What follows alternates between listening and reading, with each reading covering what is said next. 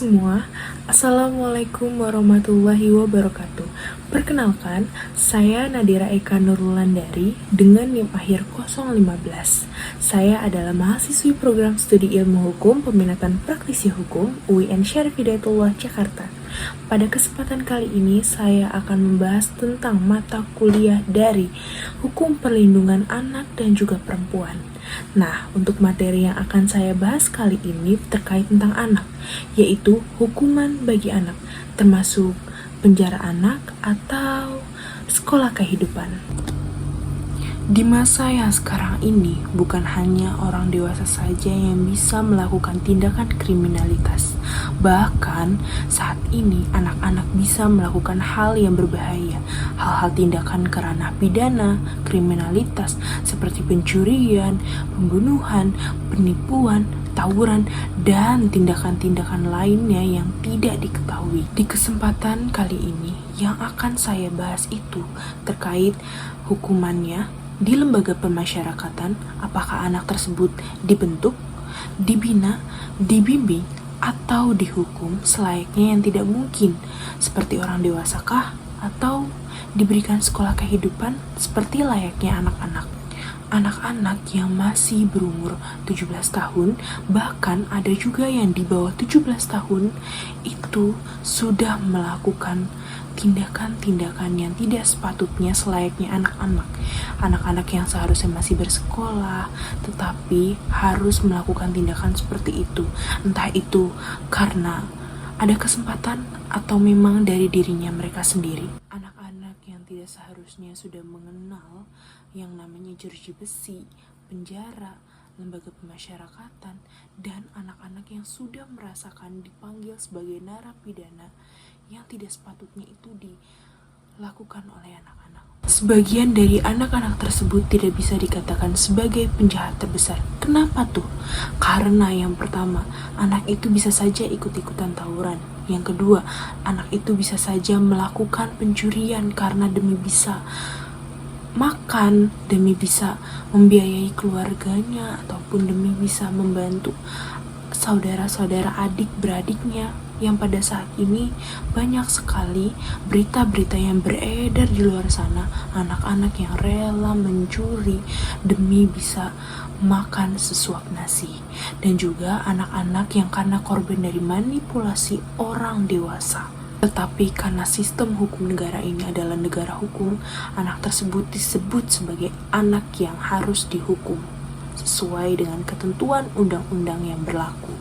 Tetapi, apakah wajar ketika di lembaga pemasyarakatan anak tersebut diperlakukan selayaknya orang dewasa, bukan dibimbing yang seharusnya seperti layaknya anak-anak? Padahal di negara Indonesia ini sudah diberlakukan bahwa anak yang berkonflik dengan hukum tidak selayaknya diberikan hukuman seperti apa yang diberikan terhadap orang dewasa, sesuai dengan ketentuan Undang-Undang Nomor 11 Tahun 2012 yang dimana disebutkan di dalam undang-undang tersebut terkait diversi, yaitu penyelesaian perkara di luar pengadilan. Penahanan terhadap anak ini bukan pilihan yang pertama. Ini adalah pilihan yang terakhir terhadap anak. Karena pada dasarnya tujuan dari sistem ini bukan menghukum anak, tetapi memberikan bimbingan, menyelamatkan, dan mengarahkan masa depan anak agar dapat terarah ke jalan yang lebih baik lagi. Karena pada sejatinya anak tersebut itu hanya salah jalan, hanya perlu diarahkan yang terbaik seperti apa, harus bagaimana, dengan dibimbing yang lebih baik lagi. Tetapi di lembaga pemasyarakatan anak yang ada tersebar di Indonesia saat ini tidak hanya sekedar penjara, tetapi diberikan sekolah formal, bimbingan konseling baik secara mental dan juga psikologis anak tersebut. Yang dimana yang jadi pertanyaan tersebut, apakah dengan cara tersebut itu efektif, dan apakah anak tersebut tidak merasa bahwa dirinya ini dikurung?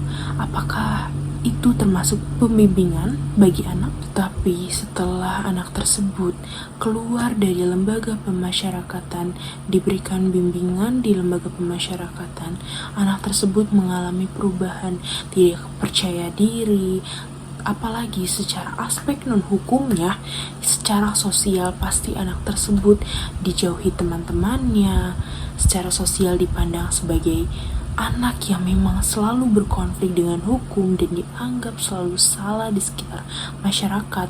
Secara psikologisnya pasti anak tersebut akan mengalami perubahan seperti dari mentalnya, psikologisnya, dan itu akan menimbulkan trauma yang besar bagi anak tersebut. Jadi, lembaga pemasyarakatan anak tersebut itu dikatakan sebagai penjara atau dikatakan sebagai sekolah kehidupan. Semua itu kembali kepada diri masing-masing.